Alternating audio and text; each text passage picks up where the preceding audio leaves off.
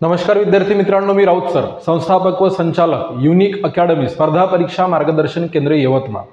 तुमचं सर्वांचं आपल्या Raut sir unique academy Yavatmal या यूट्यूब चॅनलमध्ये मनपूर्वक स्वागत आहे। आणि आपण पवित्र पोर्टल संबंधित अपडेट बघणार आहोत। बघा, पुढील राऊंड कोणता असेल आणि नवीन जे नवनियुक्त शिक्षक आहेत त्यांना नियुक्ती कधी मिळेल, केव्हा मिळेल आणि सोबतच आचारसंहितेचा आपल्या भरतीवर काय परिणाम होईल या सर्व गोष्टी आपण या व्हिडिओच्या माध्यमातून बघणार आहोत। चला सुरुवात करूया।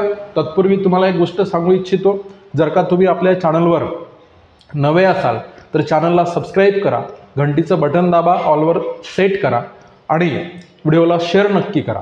व्हिडिओला लाईक करायला अजिबात विसरू नका। चला सुरू करूया। आता सर्वप्रथम आपण बघूया, इथे मी बोर्डवर तुम्हाला एक पत्र दाखवतोय, लक्षात घ्या। आता महाराष्ट्र शासनाचे या ठिकाणी इथे पत्र आहे। पत्र आहे कोणाचं तर इथे खाली सगळ्यात बघा, इथे काय म्हणते, उपसचिव महाराष्ट्र शासन यांचं ते पत्र आहे। आणि जे समुपदेशनाची प्रक्रिया थोडी मंदावलेली आहे।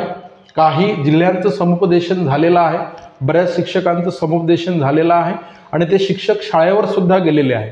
पण काही शिक्षकांचं समुपदेशन थांबलेलं आहे, त्यामुळे ते शिक्षक काय म्हणून सांगा, एक पॅनिक होण्याची अवस्था निर्माण झालेली आहे। पण तसं अजिबात घाबरून जाऊ नका, काहीही समस्या होणार नाही, लक्षात घ्या।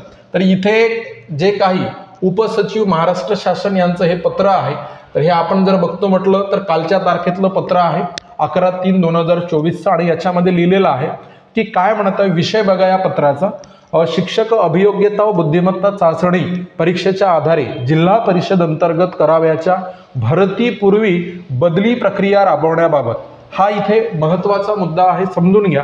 काय म्हणत आहे, भरतीपूर्वी बदली प्रक्रिया म्हणजे आता जी शिक्षक भरती आहे त्यांना आपण समुपदेशन करून शाळा देण्यापूर्वी जे जिल्हा अंतर्गत बदलीचा मुद्दा आहे तो पूर्ण करून घ्यावा।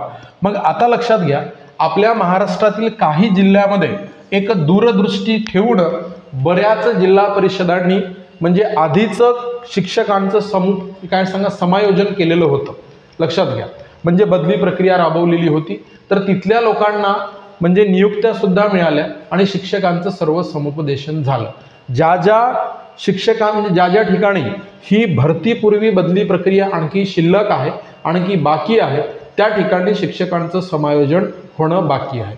तर मग आता काय म्हणून सांगा, या पत्रामुळे जोपर्यंत आता भरतीपूर्वी बदली प्रक्रिया होणार नाही तोपर्यंत म्हणजे जे नवनियुक्त शिक्षक आहे त्यांचं आपण काय म्हणू समुपदेशन होणार नाही आणि त्यांना शाळा मिळणार नाही। आता महत्त्वाचा मुद्दा असा आहे, मला हे सांगायचं आहे की हा काही खूप दिवसाचा काय म्हणून सांगा कालावधी नाही आहे, 1-2 दिवसाचा कालावधी आहे आणि ही भरतीपूर्वीची जी बदली प्रक्रिया 1-2 दिवसामध्ये होऊन जाईल आणि ही होऊन गेल्याच्या नंतर तुम्हाला सर्वांना नक्की शाळा मिळेल। म्हणून इथे घाबरून जाण्यासारखं कोणतंही कारण नाही, हे मला सांगायचं आहे। बघा, म्हणजे जे समुपदेशन न झाल्यामुळे जे नवनियुक्त शिक्षक अभियोग्यताधारक टेन्शनमध्ये आलेले आहे त्यांना कोणत्याही प्रकारचं टेन्शन ह्या ठिकाणी घेण्याची अजिबात आवश्यकता नाही, अजिबात गरज नाही, हे मला सांगायचं आहे। राहिली गोष्ट रयतच्या प्रकरणाचा आज निकाल लागेल आणि त्याच्यानंतर इथे काय सांगा, आज जर समजा निर्णय झाला रयतच्या प्रकरणाचा, आज जर निर्णय झाला आणि अंतर्गत समायोजनाचा प्रश्न रयत शिक्षण संस्थेचा सुटला तर तिथल्या सुद्धा शिक्षकांचे या ठिकाणी समायोजन होईल असे आपण लक्षात घेऊया। आता तुम्हाला सांगतो परत, आचारसंहितेमध्ये पदस्थापना देण्यात येईल का, म्हणजे आचारसंहितेचा सर काय परिणाम होऊ शकतो, हा महत्त्वाचा मुद्दा। तर आता बघा, आचारसंहितेची जर समजा गोष्ट आपण या ठिकाणी केली तर जे 11,082च्या याद्या लागलेल्या आहेत, तर आचारसंहितेमध्ये पदस्थापना देणे न देणे तर त्या ठिकाणचे जे एज्युकेशन ऑफिसर आहे आणि काही सांगा शिक्षणाधिकारी आणि जे काही शिक्षण विभाग यांच्यात आपापसामध्ये म्हणजे काय म्हणू तर समन्वय साधून निर्णय घेतील आचारसंहितेमध्ये पदस्थापना होऊ शकेल का, हा सगळ्यात महत्त्वाचा मुद्दा।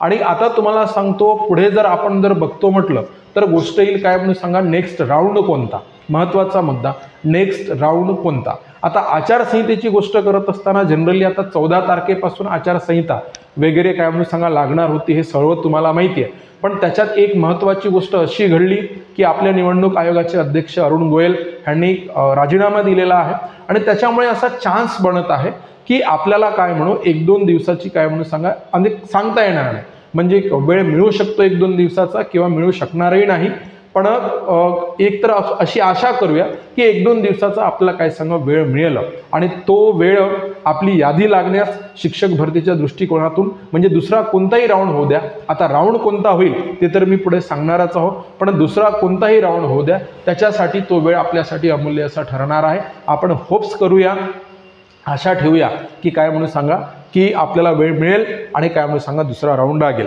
पण पुढे सांगतो पुढच्या राऊंडची जर समजा आपण गोष्ट करतो म्हटलं सर राऊंड कोणता लागेल ह्याबद्दल आणखी तरी काही सांगा आपल्याकडे एक काय म्हणून सांगा ऑथेंटिक माहिती आपल्याला मिळालेली नाही. म्हणजे पूर्वी जे ह्यांचं मत होतं म्हणजे विथचा राऊंड लावणार होते, लक्षात घ्या. आता परत विदाऊटचा, कारण आता शिक्षक भरतीच्या प्रक्रियेमध्ये अभियोग्यता धारकांचे बरेच गट पडलेले आहे. तर काही लोकांचं म्हणणं आहे की विथचा लावा, काहीचं म्हणणं आहे विदाऊटचा लावा. ज्याचं त्याचं म्हणणं ज्याच्या त्याच्या ठिकाणी बरोबर आहे. प्रत्येकाला अभिव्यक्तीचं स्वातंत्र्य आहे, म्हणून कुणाचं बरोबर आहे आणि कुणाचं चूक आहे ते आपण ठरवणार नाही. फक्त प्रत्येकाचंच भलं झालं पाहिजे. जे काही होईल त्याच्यातून प्रत्येकाच्याच म्हणजे काही सांगा वाट्याला सुखच आलं पाहिजे अशी इच्छा आपण या ठिकाणी व्यक्त करूया. पण जो राऊंड लागेल तर तो राऊंड जर समजा आणि तुम्हाला पुन्हा गोष्टी माहीतच असेल की जी यादी झाली त्याच्यावर सुद्धा कोर्टामध्ये केसेस दाखल झालेल्या आहे, कोर्टामध्ये याचिका टाकल्या गेलेल्या आहे आणि त्या याचिकांचा परिणाम होऊन सुद्धा थोडासा भरतीला काय म्हणू म्हणजे राऊंडला वगैरे विलंब होऊ शकतो. कारण आतापर्यंत ज्या धडाडीनं काम झालं त्याच धडाडीनं म्हणजे एक शासन म्हणा, आयुक्त कार्यालय म्हणा, आयुक्त म्हणा, हे सगळे लोक काम तर करत आहे. पण आता काय म्हणून सांगा भविष्यामध्ये एक छोट्यात छोटी बारीकात बारीक अशी सुद्धा चूक होऊ नये किंवा म्हणजे या सगळ्या गोष्टींना न्यायालयाच्या अधीन राहून म्हणजे बऱ्याच ठिकाणी काय म्हणून सांगा समुपदेशनावर नियुक्त्या देत असताना त्याच्यामध्ये एक नोट सुद्धा लिहिली जात आहे. तुम्ही जर समजा ती नोट वाचत असाल तर त्या ठिकाणी लिहून आहे की आता जी नियुक्ती मिळत आहे ती न्यायालयीन निर्णयांच्या अधीन राहून तात्पुरत्या स्वरूपाची नियुक्ती तुम्हाला देण्यात येत आहे असं तिथे म्हटलं जात आहे. म्हणजे जर समजा भविष्यात न्यायालयाचे काही जर निर्णय बदलत असेल तर त्याच्यामध्ये तुम्हाला काय सांगा बदलाव दिसून येईल, लक्षात घ्या. तर अशा काही गोष्टी आपल्याला पाहायला मिळणार आहे. तर आता पुढचा राऊंड लक्षात घ्या कोणता होईल आणि केव्हा होईल. तर ते सध्या तरी ही गोष्ट काय म्हणून सांगा म्हणजे डिक्लेअर झालेली नाही की राऊंड कोणता होईल आणि केव्हा होईल हे सुद्धा आणखी काय सांगा निश्चित नाही. त्याचं कारण राऊंड जर समजा सोक्ष मोक्ष व्यवस्थित जर पार पडला असता तर मे बी 11 मार्चला वगैरे राऊंड झाला असता. पण आपल्या काय म्हणून सांगा धावत पळत निवडणुका सुद्धा येऊन ठेपल्या आणि आचारसंहितेमध्ये मग सर यादी लागेल का, महत्त्वाचा मुद्दा आपला लक्षात घ्या. तर आचारसंहितेमध्ये याद्या लावण्यासाठी लक्षात घ्या तर आपलं जे शासन आहे प्रशासन आहे तर आपलं शिक्षण विभाग आहे निवडणूक आयोगाची परवानगी घेऊन शासन स्तरावर आचारसंहितेमध्ये याद्या लावण्याचा प्रयत्न करणार आहे. पण ते खरोखरच त्यांना परमिशन मिळते, त्या परमिशन्स म्हणजे काय म्हणून सांगा प्रशासकीय स्तरावर कशा ठरणार आहे त्याच्यावर ते डिपेंड करणार आहे. म्हणजे आज आपण असं सांगूच शकत नाही की ते काय म्हणून सांगा याद्या लागतील आचारसंहितेमध्ये की लागणार नाही. आणि पुन्हा एक गोष्ट सांगतो तुम्हाला माजी सैनिकांच्या जागाविषयी. ज्या माजी सैनिकांच्या जागा वगैरे होत्या तर त्या म्हणजे कन्वर्ट होणार होत्या. पण आता तुम्हाला माहीत आहे दर दिवशी तुम्ही सगळे अपडेटमध्ये आहातच. आयुक्त कार्यालयासमोरची गर्दी बघता विद्यार्थ्यांनी मेल केलेल्या मेलला जर समजा त्याच्यातून प्रतिसाद मिळत नसेल तर शेकडो विद्यार्थी दररोज आयुक्तालयाच्या पायऱ्या झिजवत आहेत. म्हणजे आयुक्तालयामध्ये आपल्याला शेकडो विद्यार्थी त्या ठिकाणी पाहायला मिळतात. तर हे सगळे विद्यार्थी त्या ठिकाणी करत काय आहे सर, तर हे मला तुम्हाला सांगायचं की हे सर्व विद्यार्थी त्या ठिकाणी म्हणजे आपापली गाराणी घेऊन जाते. तर तसंच माजी सैनिकांचे नेतृत्व सुद्धा त्या ठिकाणी गेलं होतं आणि ह्यांनी काय केलं त्या ठिकाणी गेल्याच्या नंतर की सध्याच माजी सैनिकांच्या जागा कन्वर्ट करू नका असं सांगितलं गेलेलं आहे. म्हणून त्या जागा कन्वर्ट व्हायला सुद्धा निर्णय होण्यासाठी वेळ लागेल असं मला तुम्हाला सांगायचं आहे. शिक्षक भरतीची महत्त्वाची अपडेट आज तरी काय म्हणून सांगा एवढीच होती. व्हिडिओ आवडला असेल व्हिडिओला लाईक नक्की करा, चॅनलला सबस्क्राईब करा आणि व्हिडिओ इतरांना शेअर नक्की करा. धन्यवाद.